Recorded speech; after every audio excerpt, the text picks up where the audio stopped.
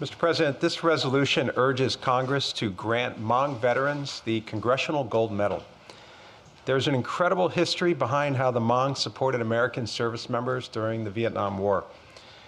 When it was discovered during the 1960s that communist forces had entered Laos, the CIA covertly recruited and trained tens of thousands of Hmong as soldiers to fight a, quote, secret war against the North Vietnamese Army and the Pathet Lao, and to defend United States military operations. These soldiers were men, women, and children, some as young as 10 years old. These Hmong soldiers were the primary force to intercept the North Vietnamese on the Ho Chi Minh Trail, a resupply route through the jungle so thick that air attacks could not stop it.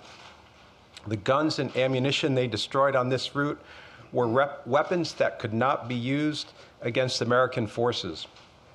The Hmong also protected radio stations that were vital to United States operations within North Vietnam. They fought Lao and Vietnamese communist forces. They manned strategic mountain and jungle areas used by United States forces. They gathered critical intelligence.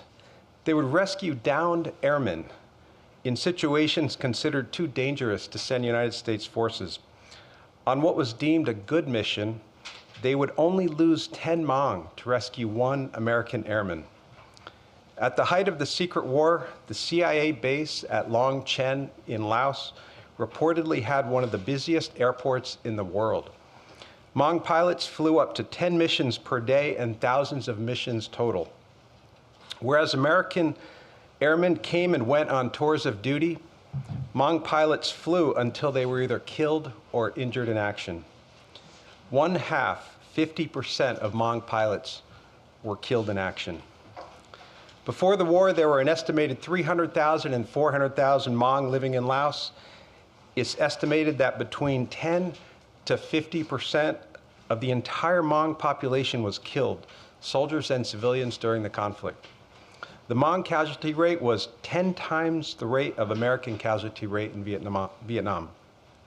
After the war, the Hmong people were targeted for elimination by mass genocide and forced exodus.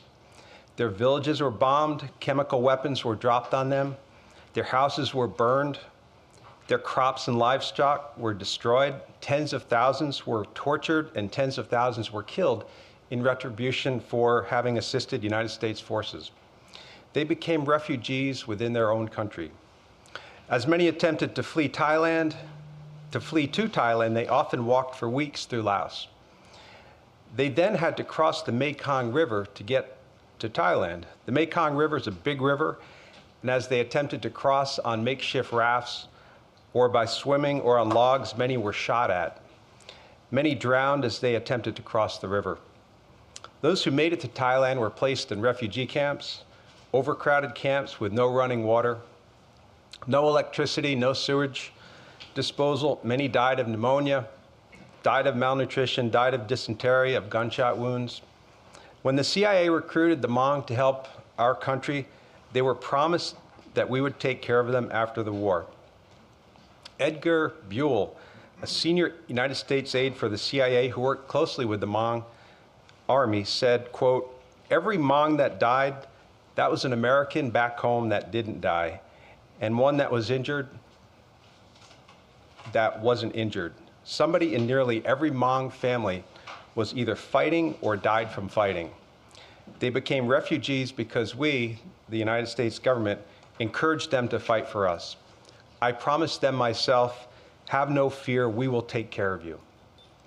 Despite having served honorably, Hmong veterans have waited decades to be fully recognized for their courage and sacrifice, and many have passed away during this time.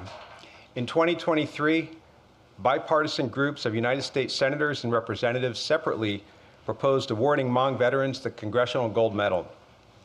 The Congressional Gold Medal expresses the highest national appreciation for distinguished achievements and contributions by individuals and institutions.